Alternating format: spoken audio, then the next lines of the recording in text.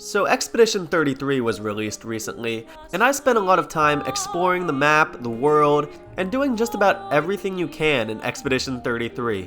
But I couldn't help but think, how fast could I beat this game if I just skipped all of this? If I sped through every cutscene, dodged every Nevron, would I even be able to beat the boss at the end of the game? Well, to me there was only one way to find out, which is why I decided to speedrun Clair Obscur Expedition 33. Let's get started.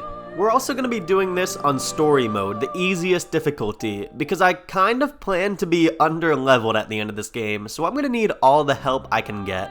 Right away we start skipping the opening cutscenes, grabbing the flower, and just bolting down the path to the plaza. But before we can get there, we have our first fight, a duel against Mael. And immediately, I just want to make sure that everyone knows I'm not using an auto parry cheat. So I intentionally take a couple hits of damage, but don't worry, that won't be repeated at all during this run. I promise, definitely. It is, however, really important to actually hit these counters because they do a large chunk of damage, not just in this fight, but in the game overall. So hitting your parries is not only essential so that you don't die, but it will be the quickest way to make it through this game. We meet Sophie in the courtyard by the red and white tree, and we just blaze through.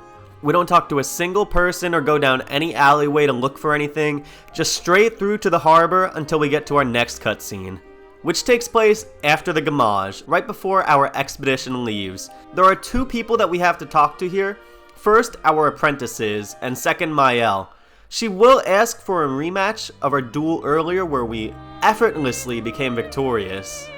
However, it's faster to just say no, which I didn't even think you could do. But after that, Emma appears, you start a conversation, and your expedition leads off. This has to be the weirdest thing if you just played the game normally, skipping all the cutscenes, because 1 second you're embarking on your expedition, and the next second you wake up in the middle of the forest. But after we do, we fight our first Nevron. By shooting its weak spot on its head and then performing a counter, this will give you enough damage to defeat the Lancier. That way we can move on and continue to progress.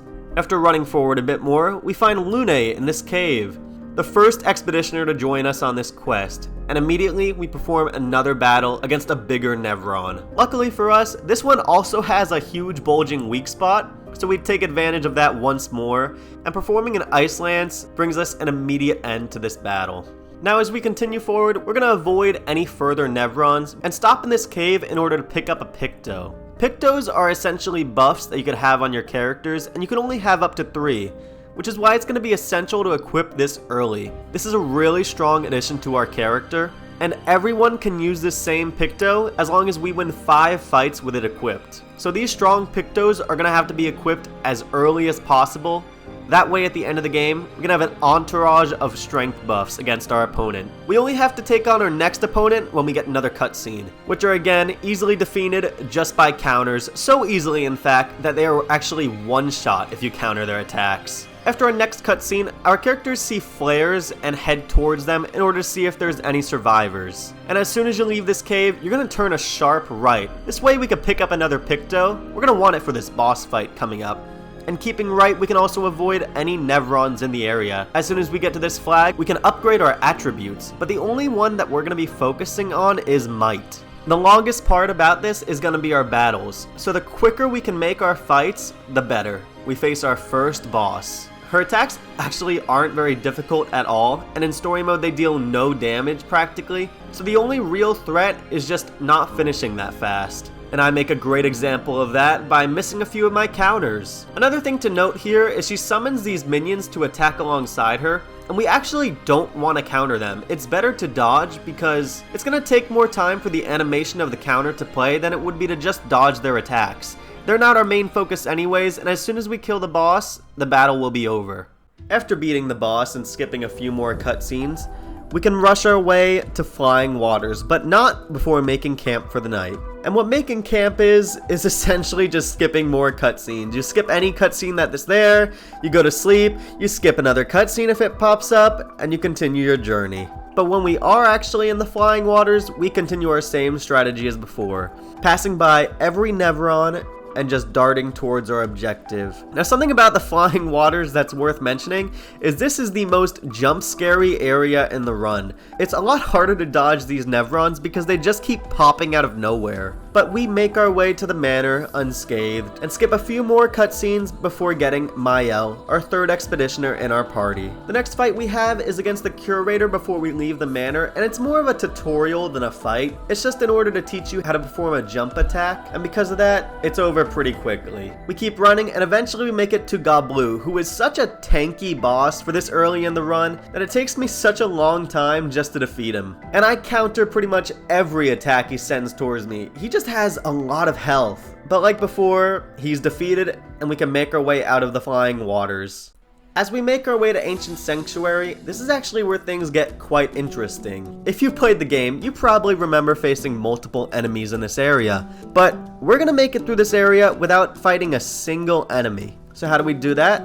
Well, if you turn around right as you make it into this area, you can find this little rock space on the edge here. By jumping on these rocks, you can make your way out of bounds. By using this tech, we can then traverse this plane in order to find the portal to the Gestrel village right away. Now that we're in the Gestrel village, we have two objectives here. The first one we need to accomplish in order to progress the game, which is winning the Gestrel tournament. But before that, we need to get a new Picto. This Picto is essential for the run, and thank God, because it's really easy to get. All you have to do is run over to this nicely fashioned house and talk to this gambler man. After that, you'll get the roulette Picto, and what this does is every attack that you use is either twice as strong or twice as weak, which might not sound the best, but hitting that coin flip is going to be essential for some of these fights.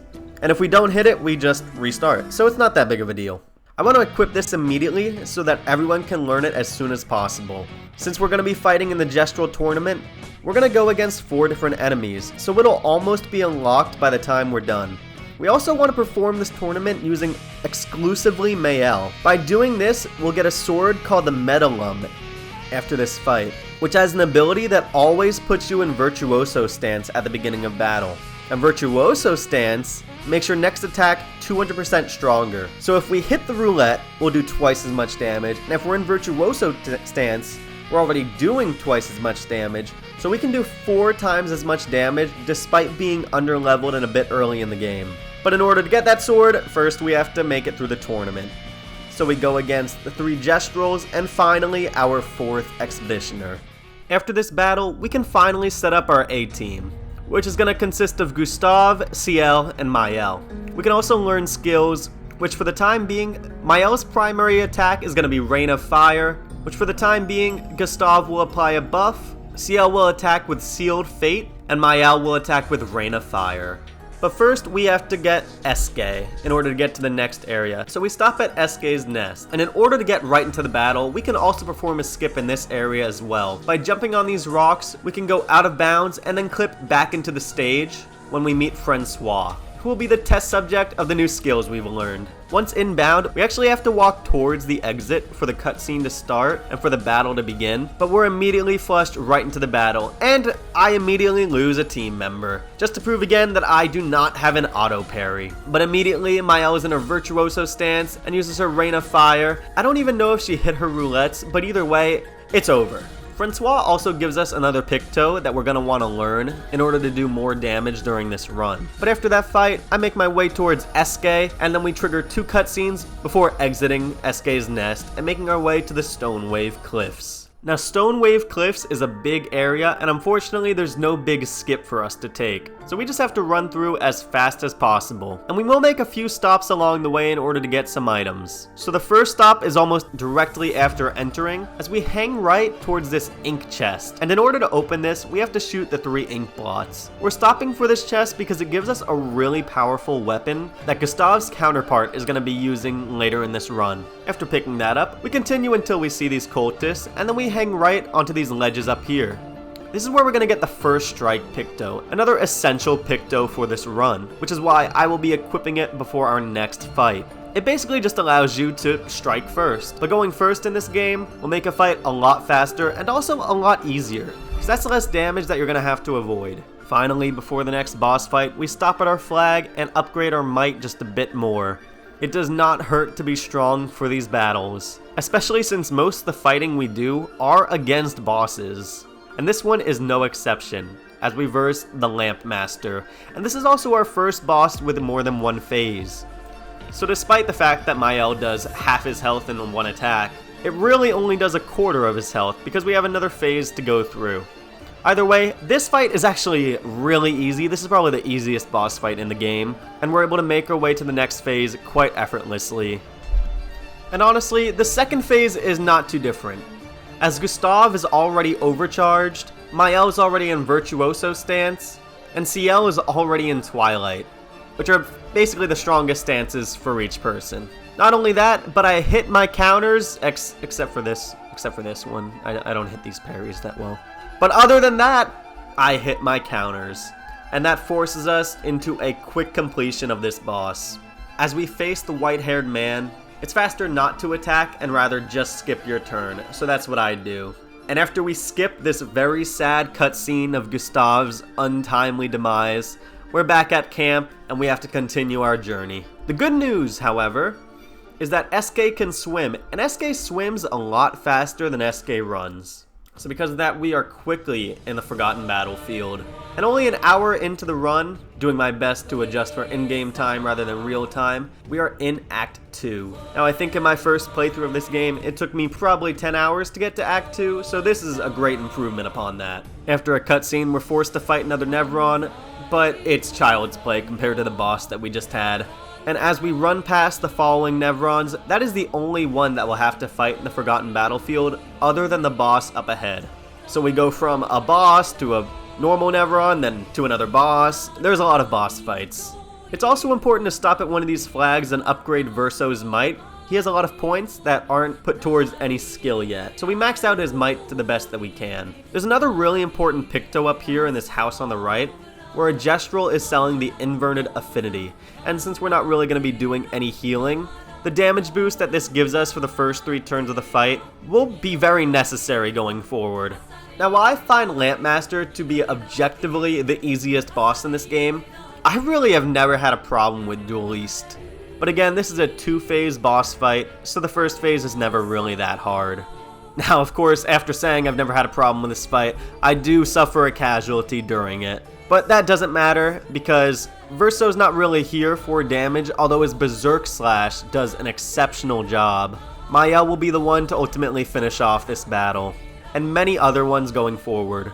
Now every time I go back to camp, which is after almost every area, I make a point to upgrade Mael's weapon. This is really important because at level 10, Mael's weapon will do double burn damage. So every time she applies 10 burn, she's actually applying 20 burn, which as you can imagine is pretty strong. After getting to Minoko's station, we start our fight with Minoko, and you'll notice that Verso's health is already in half, despite the fact that I did rest and he should be at full health. This is because of his sword that I got earlier in the Stone Wave Cliffs, the Delaram. What this does, it halves his health, but it starts him at a B rank, which will do more damage than if he started at his regular D rank. It also will increase the damage of his Berserk Slash. That does more damage the lower health he has. All in all, these things work perfectly in conjunction with one another. And because of that, we quickly dispatch a Minoko, making him the 5th Expeditioner to join our party. And then we also have another fight, where we learn Gradient attacks. Another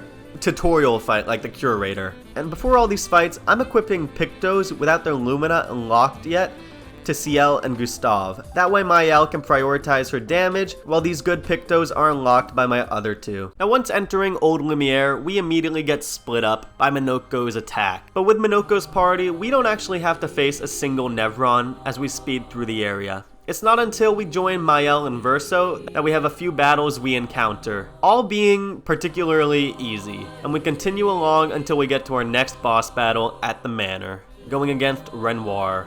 Now something I don't like about the battle against Renoir is you actually don't get to set up your team properly because the only person you have in your party is Mael. I don't know if it was because of that or the fact that I missed my dodge that I failed the first time I fought him. But after this, I was quick to add Verso and Mael and Ciel back into my party, and I got a quick victory against him. Now, we can make our way towards the Axons, first focusing on Visage. And after we make our way to Visage's island, we're gonna skip all 3 masks of emotion. If you played through the regular game, you know you can go to each mask individually, and by taking them down, it'll be a lot easier to defeat Visages when you're ready for him. This is a speedrun, so we skip all 3 masks and take on Visages with them helping him. And honestly, it is quite difficult. The first phase, as always, is the simplest, but his second phase takes me a bit aback at first, and I do expire before trying again. However, on my second try, it is much easier, and then I can make my way to the next Axon. The next Axon also has our next big skip. This is Serene, and what we're gonna do is jump on this small bonfire here onto the floating pedestal's head, and by doing this, we're gonna go out of bounds once more. This skip, by the way, is a lot harder than it looks, and it took me almost 10 minutes to set up correctly, which was a lot longer than I had done in practice. But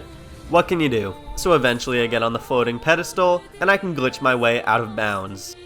Now we actually can't continue our run until the pedestal ends at its destination, and the reason for this is because while on the pedestal you cannot sprint. We're gonna need to sprint to get down from here. So I just have to jog around a bit before finally I can run and jump. And once I can, I head downwards. And we're gonna head downwards quite a bit here. We jump down again and again until we can finally head down to Serene herself. Which is a bit scary because the path towards her is so narrow, which wouldn't be a problem if you were walking on it, but jumping onto it is a bit scary because it took me a long time to make that bonfire jump, and I do not want to do that again. But I make it to her, and the only attack that I really struggle with is her big grand ballet attack. Other than that, she is almost easier than Visages. And on top of that, she only has 1 phase. Sure, her attacks get progressively stronger during the battle, but it's nice knowing her health is never going to reset, so if you overdo it, that damage will go towards her final resting place. Finally, after securing your victory against her, you receive the barrier breaker, and you can head up to the monolith. But before you can make your way up the monolith, you have to fight the Paintress, which we're going to put just 1 member in our party for. That way we only need to skip 1 person's turn. And very quickly your battle will end, because this is not the real battle against the Paintress. Now we can scale the monolith, which we will not fight a single Nevron doing, despite the fact that if you played the game normally, there are probably over 100 Nevrons you have the opportunity to defeat. But because this is a speedrun, we'll just make our way straight up. And despite the fact that we dodge all these Nevrons on our way up, just straight dashing through still takes about 10 minutes just to get up the monolith, which is just such an insane amount of time. They put so much dedication and craft into this game that just this one area takes so much time. Oh, it's tremendous. I love it. But once we get there, we finally have our next battle against Renoir once more. So this next battle against Renoir is obviously a lot harder than the one before, but we're also a lot stronger. Everybody has inverted affinity, dealing more damage. Mayel's weapon is buff and does double the burn damage, and we have a lot more health than before. But there are still some attacks that I just, for the life of me, cannot dodge, and I don't know why. This battle does take me a bit longer than it should, but just like all the battles before, I eventually become victorious, and we make our way to the battle against the Paintress. But before we fight the Paintress, we upgrade our Pictos, we upgrade our attributes, and we make sure we're ready because this is a really difficult fight. But still, the last time I fought the Paintress, I don't remember it being as difficult as it was this time. Maybe I'm just worse, I don't know, but I really struggled. I struggled so much, in fact, that I didn't think my A team would win, which is why I also upgraded the attributes of the B team, which is not supposed to be used at all during a speedrun, but it actually came in clutch for me here, because just on the edge of everything, I have my B team in use. But I forgot to equip them with Pictos. So before they can even attack, Lune is out because she did not have a first strike Picto equipped. Which is also a shame because she actually had skills upgraded. Monoko, on the other hand, needs to be in battle to upgrade his skills, and we haven't had him in a single battle up until this point. Yet still, he actually was able to defeat the Paintress here, which I could not believe considering how little damage he does. But this is also the first fight we see a 3rd phase. Lucky for me, it's sort of a mercy phase. The paintress just kind of sits there healing you while you kill her, which would be over instantly if it wasn't Minoko I had left in my party. Because even though he did enough damage to defeat the paintress, he still does next to none. So I sit here for about 2 to 4 minutes just smacking her with his stick before finally ending this battle. And upon ending this battle, we skip the next few cutscenes, end up back in the real world, with Alicia in the manor. After a bit of dialogue with Clea, we can head back into the canvas, where everything is revealed to us, where we are a paintress and we need to go back and defeat Renoir. And as we do that and make our way through Lumiere, we are making sure to avoid every Nevron that he has summoned, until he finally blocks our way with a Nevron that we cannot avoid. But even then, you get into battle with this creation that he's summoned, and just flee. That's it. After you flee, there's a bit of invulnerability for a second, where a Nevron cannot strike up another fight with you, so you can just run through it. You enter the battle, don't do anything, and go to the next area. It's crazy. I can't believe they let you do that. But it's important because that battle would have taken us a lot longer, especially because it's the second battle in this run that would take place with 3 enemies. So we skip it, and finally we have the last boss battle of the game. And I have something to confess.